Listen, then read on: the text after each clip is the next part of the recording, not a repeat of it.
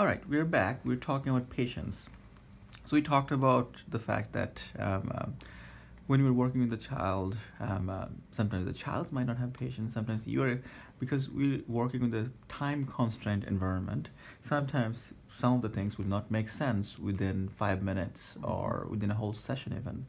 Those are the times you want to trigger something to the center director. This person has been working on this problem for 3 sessions and didn't still get it. Working on the same page for 3 sessions, didn't still get it. That's the time to get the leaders involved, because we have other techniques. Like if they're just stuck with the same kind of things for so many times, we can actually have one-on-one sessions, pure one-on-one session, fully focusing on that topic for half an hour. Okay. Once a month for each student, it's already allowed. We can actually bring that parent in with the child. We actually work with the parent and the child to get through that topic. That in the floor, when you're doing normal instruction, that's not the time to do one-on-one. It's the time to divvy up your time in equal direction for 8 students, between the two of you and your peer, right? You and your senior lead instructor or your peer, whoever you're working with. At that time, we can only do 3 to 5 minute chunks, and if the student is not getting it, it's a trigger to have a conversation with the center director and talk to anybody who would like to have this child bring in for a one-on-one session for this topic. Okay. That's something you can recommend. Trying to solve everything within the same session never work. We build on what we need to. Always give them praises whenever you get a chance. Cheering up. We are here for them to. We are their cheerleaders. We are their friends 33% of the time or 40% of the time, and the other 60% of the time with their teachers. So always remember that mix. Have I did enough praising? Am I motivating enough? How can I be more motivating to this child? Personal connection. What is the personality of the child, right?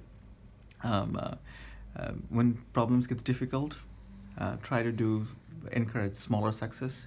Take a step back. So I do it in 3 different ways. Or this is the foundation of any math. There's 3 different layers of math.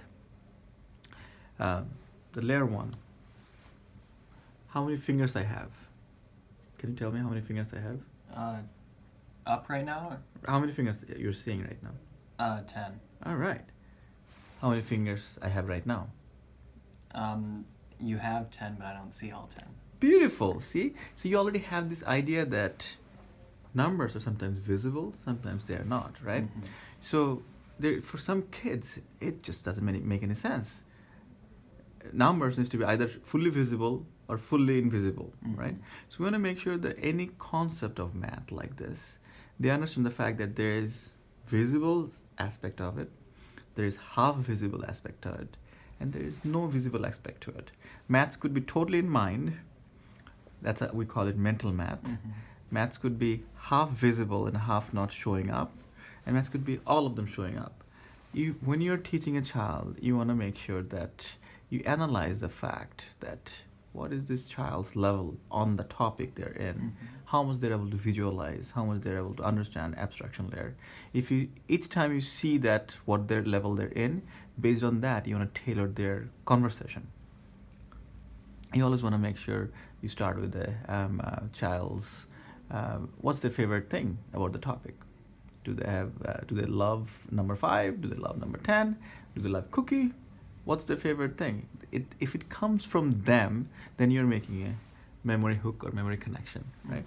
So that's the bigger part when you're making the connection. Side by side encouragement, you're supposed to do cheer up with them. We have this ring a bell when they master a concept, right? And we need to be always open about what things are going.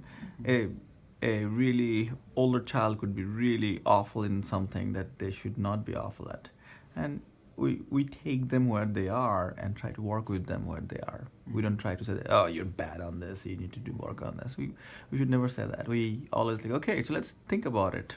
We start wherever they need to learn, and we teach them. That was the part on how we deliver the instruction. You have any question on any of this?